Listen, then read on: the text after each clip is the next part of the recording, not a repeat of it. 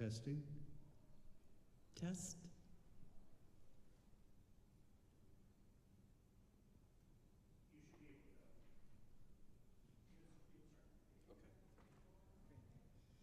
Well, good evening. Thank you so much for being here with us tonight. Not only the audience joining us in person, but those that are tuning in remotely too. Thank you so much for spending some time with us about this very important topic of the superintendent's search. I'm Chris, and this is John, and we're with HYA, and a little bit more about us in a few minutes. But we'd love to just do a quick show of hands. How many have been in the community for more than 5 years? In the community? More than 10 years? 15? Who wins the prize? Anybody over 25? Wow. Yeah, great, great. It has been a joy to spend time in your community. We have a handout, and we want to share a little bit about the process first and the timeline, and see if you have any questions for us about that, all the logistics involved. And then we would like to have a conversation about these 3 questions on the back of your handout. And those of you that are tuning in remotely, we'll be sure to read the questions to you as well. So thank you again for being here tonight. Just a little bit about who we are and where we're coming from. John, quick introduction? Sure, yeah. So my name is John Bash. I'm an educator in the state, retired 35 years of service. My service was in the southwest part of the state, 15 years in Lewis County with the Centralia school system. And after that, service in Thurston County and Olympia, Tumwater, North Thurston Public Schools. I did serve as superintendent in Tumwater for 4 years. My career at 9 schools, small rural district just south there. Been with HYA for 5 years, in large part with my partner Chris. We are the lead Washington team for the firm, but we also conduct searches in other western states, Arizona, New Mexico, California. Thank you. And Chris McDuffie, 44 years in public education, and started out as a teacher and principal and was a superintendent for 17 years, all in this region. ESD 189, most of my career spent up in this corner of our beautiful state. I reside in Marysville, and some of you heard that John splits his time with Tucson, Arizona, and the Shelton area. So we have spent many, many years in Western Washington. I also worked for 26 years as an adjunct professor for Western, training principals and superintendents. So love this area, and we were honored to be selected by your school board to help facilitate this important process. So thank you again for being with us tonight. Wanted to kick it off with just a quick overview of what to expect in the process and a little bit about the timeline and see if you have questions. But to start with, there are 4 phases to the process, and we are right in the middle of phases 1 and 2 simultaneously. So the first one is engagement, and this is all about the listening and learning about the strengths of the district and the community, challenges you're facing, and what are the qualities and characteristics you're looking for, right? Those are those questions on the back of your handout. All of this engagement work in person. We are here in the community. We all day today had meetings, culminating with this forum tonight, all day tomorrow with focus groups and forums. And then, of course, we launched the survey that's been out and active for just a couple days, and it is open until the 16th of this month. So if you can help spread the word on that as well, we would appreciate that. So that's the engagement phase. Recruitment going on simultaneously. The position has been posted for several weeks, and we've been getting a lot of interest. We aren't surprised based on this wonderful community of yours. so we can share a little bit more about that. But that's engagement and recruitment, well underway. We'll then move into selection process, and we will be re-engaging the community. The board was very clear about expecting that this process be transparent and inclusive, and that all voices matter. So we're working really hard to make sure everybody's had an opportunity to be heard on the front end, and then before the board makes their final decision. So stay tuned to that. And that's the selection phase. We expect that the board will be ready to make a decision the first week of March. And then we move into the transition phase, the final phase. And we help the board and the new superintendent, form a new team and get off to a good start. We are providing workshops, supports for them. We stick with the district through most of next year just to make sure things are going well and whatever they need as far as support to be a really effective, high-performing board superintendent team. So those are the 4 phases, and maybe a little bit about the timeline. Sure, yeah, so some key dates, and Chris mentioned the website that the district has launched. For those of you at home, you'll find all this information at that link. We were also told that if you follow the district on Facebook, they've put the link to the survey along with a QR code, if you prefer to do it that way, out there as well.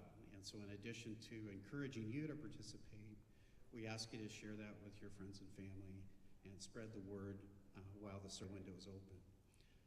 So engagement's begun, as Chris mentioned.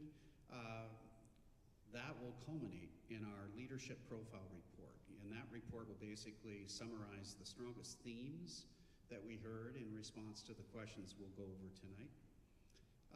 We'll present that to the board on January 22nd. And that'll be a public document, so that'll also go up on the website. It's a tool for the board also, in addition to the position announcement, that they'll use as part of their screening tools to consider applicants and develop interview criteria and to select candidates for interviews. The position application closes on February 6th. We will take a few days after that to do some final vetting of applicants that apply late in the window. And then we will formally present a slate of candidates, all candidates, to the board on February 19th. The board will have access to application materials a few days ahead of that so that they can conduct some individual screening and come prepared with some of that homework done in preparation for that board discussion. At that February 19th meeting, the board will select typically 5 or 6 semifinalists that we will invite to come and interview with the board. Those interviews will be closed interviews. The process does remain confidential through that semifinalist phase, and the reason for that is to ensure that we make it a risk-free opportunity for candidates who might be currently serving as superintendents or in other high-profile positions to apply, knowing whether or not they would advance as finalists. So those interviews will take place on February 26th, and at the end of that day, the board will deliberate, and we anticipate they'll select 3 finalists, and at that point, those finalists will be named and announced, and as Chris mentioned, that will launch in early March, March 3rd, 4th, and 5th, days in the district. So those finalists coming, 1 candidate on each of the days, and all of them experiencing a similar set of activities and interviews, school tours, those kinds of things, along with an open public forum like this, where the community can meet and observe those candidates responding further to questions. We anticipate that at the end of that 3rd day, the board may be ready to make a selection decision, but the folks that are involved in observing or interacting with finalists are also going to be invited to provide online input to the board. And so We have found in our process that sometimes the board likes to take a little more time to review the input from stakeholders before making a final selection decision. So the board has also held March 6th as a follow-up special meeting day if needed, so that they could convene again, deliberate further, and make a formal announcement of their selection. That selection announcement will be contingent upon negotiation of an employment contract, and your board in Anacortes has also determined that they will require the candidate to consent to an independent background check as a condition of employment. And that will be the formal announcement. Typically after negotiations, the board schedules another meeting to approve the contract in a public board meeting. And then the transition activities will begin after that. The official start date for the next superintendent is July 1, 2026. Yeah, but we anticipate a lot of opportunity between, mid-March and the end of June for your new superintendent to spend days in the district, getting to know the community, getting to know the schools, meeting with staff, students, families, and the community. So you're in a really great spot time-wise to allow for a really rich transition opportunity. So are there any questions for us on process or timeline?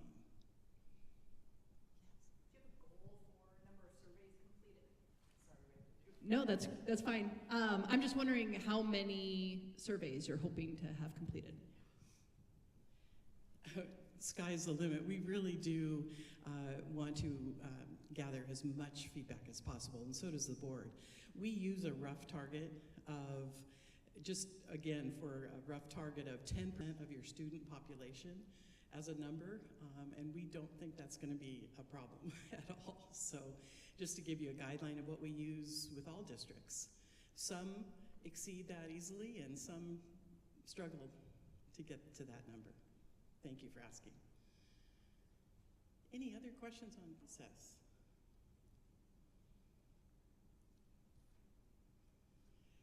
You see that our emails are on the back of that handout as well. So if you have anything you think of after leaving, feel free to reach out to us or to the superintendent's office, and we'll be happy to follow up. So why don't we jump into the questions and have a conversation about those?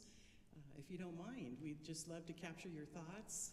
And we'll kick off the first one, which is, what are the greatest strengths of not only the school district, but the community? And we'll bring the microphone to you so the folks at home can hear your input.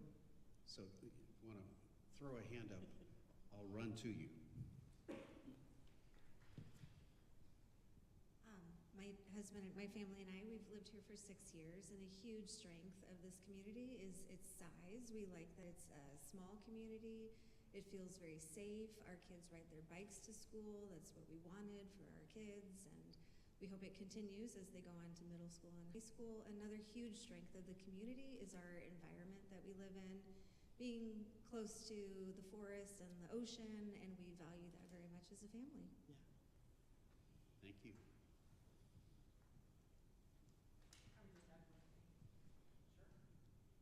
Our school district has a great staff at all levels. We have committed teachers in this community, and we have classified staff too that works very, very hard at maintaining our buildings, and that's a strength that we have. Wonderful. And all the kids seem to feel welcome and included and valued. I volunteer at elementary schools, and that's been my experience, that they all are pretty happy. Yeah. Great examples. Other thoughts? I think just our investment too, parent investment and then community investment of people who maybe don't have kids but used to, or have incoming kids or potential grandkids. There's a lot of us who care deeply about what's going on, whether we've got enrolled students at the time or not. Huge.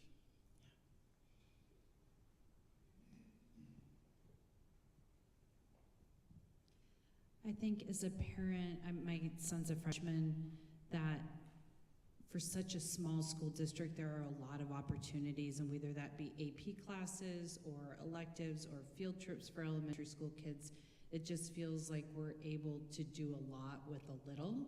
And it's really nice that there's such robust programming and activities and offerings for kids despite our school district size.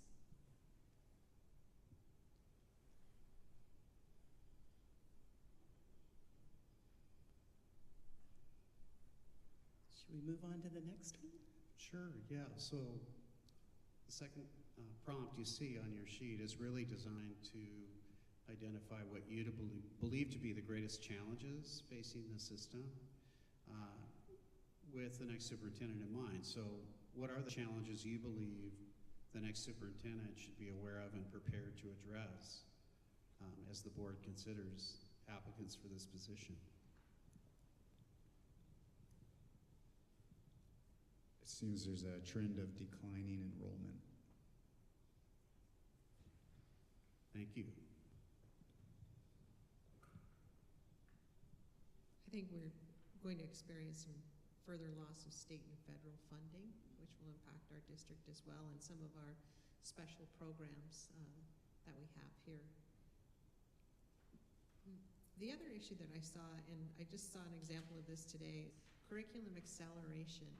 I was watching a demonstration by the robotics team, and the physics they used was so far and above where the robotics team was 4 years ago and 5 years ago, and I thought, my goodness, we have to hire staff and train staff and teach to what's important today, and that is technology is changing so fast that it's got to be very, very difficult for a district to keep up.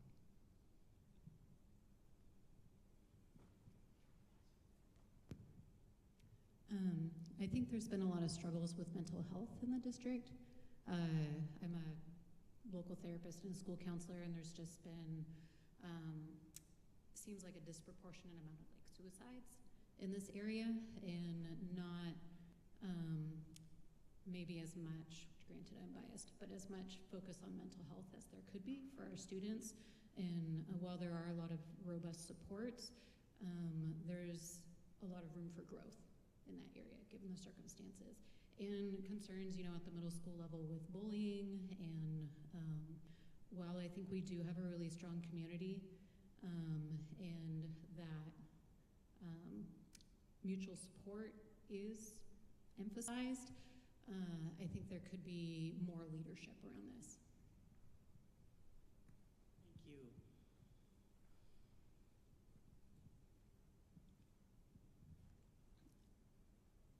Along, just continuing with the budget challenges, how are we going to move forward? We've got aging infrastructure within our schools. How do we combine those? I know it's important for me that my kids are able to walk to school too, but is that realistic going forward as sizes decrease? We need to find ways, and right now we're that choice district, as I know everyone's aware, you know, and how does that work in? Is something that we're going to need to change? Is that something that's currently still valued like it used to be?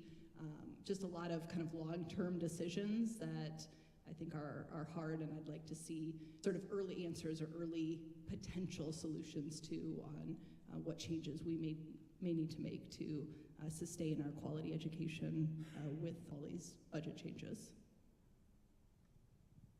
Great point.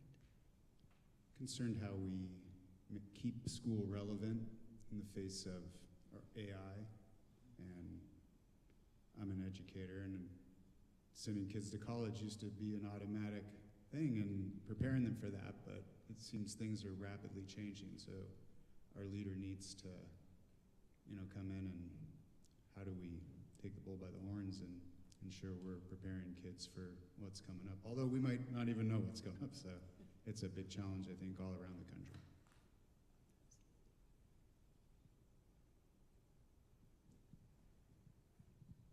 That just made me think too that maybe it's just the circle that I'm in, but I feel that there's a lot more homeschooling happening in the last few years since the pandemic, as part of the declining enrollment, but as part of that parental choice, and just not even here but across the country. But how can we pull some of those students back in, because they're pretty valuable, I think, to our student population.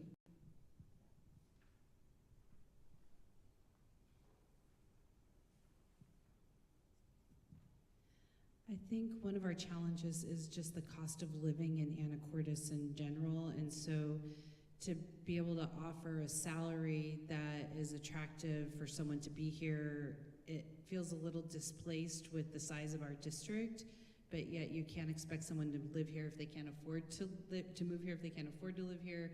So I feel like we have a challenge of our budget constraints combined with the fact of how expensive it is to live here. Thank you.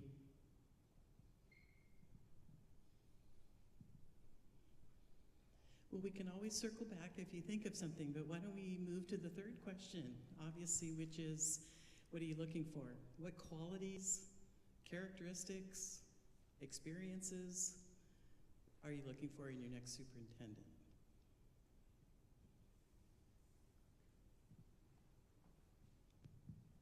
I think it would be amazing to have somebody who has a significant amount of experience as a superintendent, and definitely somebody who, if they haven't already been a superintendent, has significant experience in education specifically. Great. I think in the years I've lived here, I've seen superintendents that were brought in as change agents. When we had to build this beautiful facility, we wanted somebody who'd done a capital campaign and knew how to handle the bond issue. And then we've seen very creative superintendents. And I think an important attribute for them to have would be somebody who, not necessarily, you don't have to be from here, but you have to know and understand the dynamics of the small community. And how everyone, I've never had a child in this district, but I take ownership in this district and the children in it too. They're all of our children. And I think that the new soup has to understand that. Great communication skills, especially with our board. Nothing worse than if they get sideways with the board. You know, and not an agenda-driven person. There always seems to be the issues of the day that we want to address. And when we get too over our boots in addressing those issues, we forget the core values of our district and what needs to be done for our students to succeed. And then management of personnel and finance. You know, we have